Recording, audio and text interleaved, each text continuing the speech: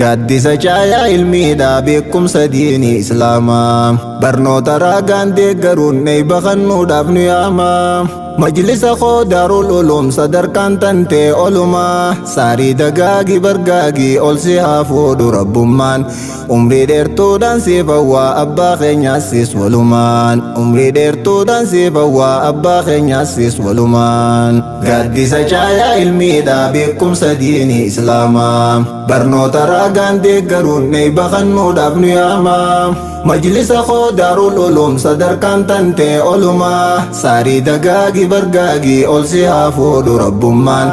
Umrii dheertuudhaan siif hawwaa abbaa keenyaas sis walumaan. Umrii dheertuudhaan siif hawwaa abbaa keenyaas sis walumaan. Bismillaahi bantuu dura maqaa isaatiin eegalanne. Rahmaan Rahiim yaa Ilaahii maqaa kan kee deddeebifne. Nagayaaf rahmata Mawlaa erga rahmata buufanne. Gaarii hundaafuu gaaroomu kan nam tokko addan qoonne. Barsiisaa duraa fi booda kan nu turreessaa qabanne.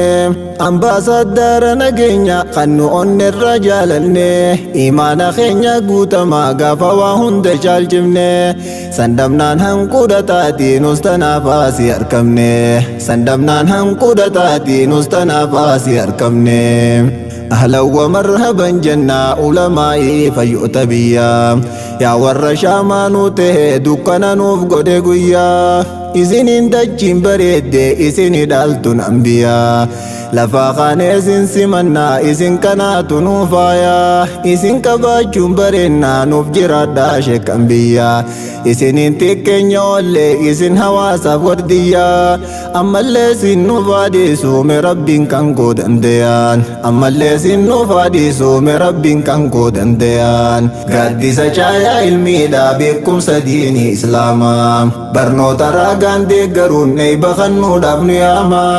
Majlisa koo Daarul Uluum sadarkaan tantee olumaa. Saarii dagaagi bargaagi ol si haa fuudhu rabbummaan. Umrii dheertuudhaan siif hawwaa abbaa keenyaas sis walumaan. Umrii dheertuudhaan siif hawwaa abbaa keenyaas sis walumaan. Oomisha ilmi islaamaa halaqaa gaarii lafarraa. Badhaasa kan na arganne mootiin nu kanne iffiraa. Majlisa Daarul Uluumii teessoo duruu qabdan gurraa. Leenca toohidaa qarayyoo abbaan uf taa'e bu'uuraa. Sheekha Kooshee Usmaan Durrii barsiisaa baarota dheeraa. Sheenyii gaarii waliin gahii bahaaf sennaa biyyattirraa. Arragannuu baasuu deemaa eebba majlisaa as jirraa. Arragannuu baasuu deemaa eebba majlisaa as jirraa.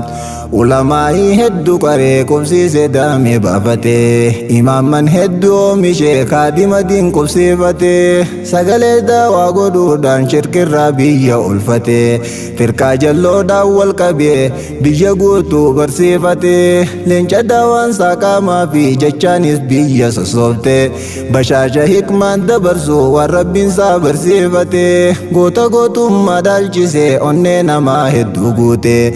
Shee Usmaan Durrii abbaa koo baguma keenyan uftaate. Shee Usmaan Durrii abbaa koo baguma keenyan uftaate.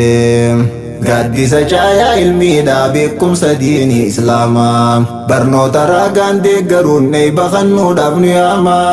Majlisa koo Daarul Uluum sadarkaan tantee olumaa. Saarii dagaagi bargaagi ol si haa fuudhu rabbummaan. Umrii dheertuudhaan siif hawwaa abbaa keenyaas sis walumaan. Umrii dheertuudhaan siif hawwaa abbaa keenyaas sis walumaan. Waggaa dheeraa nu barsiise namnilleen dhuufe barachaa. Hawaasa biyyaa barsiise qaamaaf qalbii tokkoonfachaa. Falmee kokkee wal qabanii munaafiqaan haybal jechaa. Forroo fi gidiraa jiru hundaa utuure baddachaa. Qabaatee maanarraa nyaanne kaariyaas ture fudhachaa. Hayaata akkaan ulfaatu moohate Sheekh Usmaan Leencaa. Arrammoo eebba oomishaa nus dhufne naamu ilaalchaa. Arrammoo eebba oomishaa nus dhufne naamu ilaalchaa. Aalimman qubsiisaa tureef arra ragaa kan udeemaa.